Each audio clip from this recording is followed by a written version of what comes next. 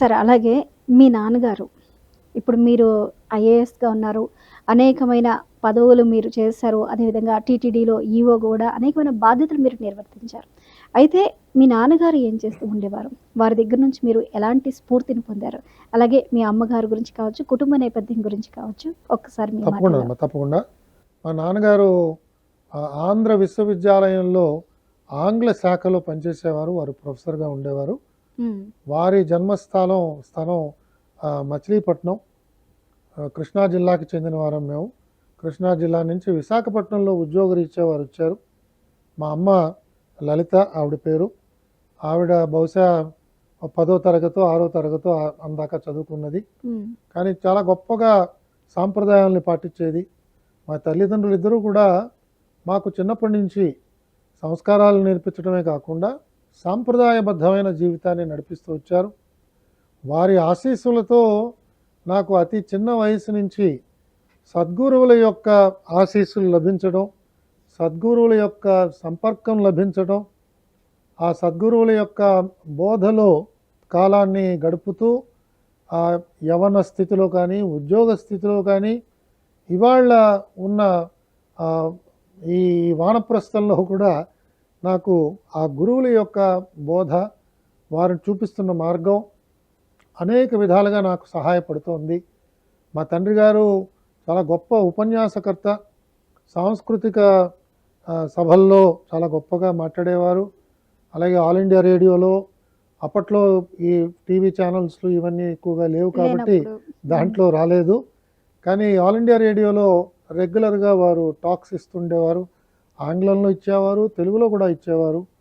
అలాగే ఎవరైనా గురువులు, పీఠాధిపతులు విశాఖపట్నం ప్రాంతానికి వచ్చినప్పుడు వారి కొన్నిసార్లు వారిచ్చే ప్రసంగాల్ని అనువదించవలసిన అవకాశం ఉన్నప్పుడు అనువదించేవారు. ఈ విధంగా నాన్నగారు చాలా లోతుగా ఈ విషయాలన్నీ చూసేవారు. వారి యొక్క ప్రభావం వల్ల నాకు ఈ దృష్టి చిన్నప్పటి నుంచి వచ్చింది కొంచెం.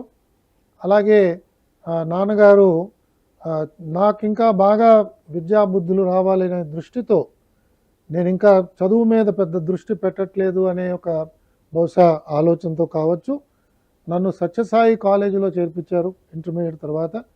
సత్యసాయి కాలేజ్ అంటే ఆ రోజుల్లో వైట్ ఫీల్డ్లో ఉండేది బెంగళూరు దగ్గర. ఆ కాలేజీలో 3 సంవత్సరాలు బిఏ చదివాను. తర్వాత అక్కడ ఉండి బెంగళూరు యూనివర్సిటీలో ఎంఏ చదవడం జరిగిందమ్మా. మొత్తం 5 సంవత్సరాలు ఆ హాస్టల్లో ఉన్నాను. దాని తర్వాత ఎంఫిల్ చేద్దామనే దృష్టితో విశాఖపట్నానికి తిరిగి వచ్చాను. వచ్చిన తర్వాత మా నాన్నగారు నాకు ఈ ఆలోచన ఇచ్చారు, సివిల్ సర్వీసెస్కి వెళితే బాగుంటుంది అని. నాకు మాత్రం సివిల్ సర్వీసెస్ మీద అవగాహన ఉన్నా కూడా నాకు దీని మీద పెద్ద మక్కువ లేదు. సో నాన్నగారు చెప్పినప్పుడు నేను అది అంత ఉత్సాహంగా స్పందించలేకపోయాను. ఎందుకు మక్కువ లేదు మీకు ఆ టైంలో? నాకు అధ్యాపక వృత్తి మీద ఇంకా ఎక్కువ మక్కువ ఉండేది. అధ్యాపకుడు కింద మారాలి అని అనుకునేవాడిని.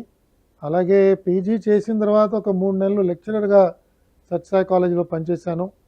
నాకు అధ్యాపక వృత్తి బాగుంటుందేమో అని నాకు అనిపించింది. కానీ మా నాన్నగారు అప్పుడు తన గతం గురించి చెప్పి తను కూడా సివిల్ సర్వీసెస్కి వెళదామని అనుకున్నారట.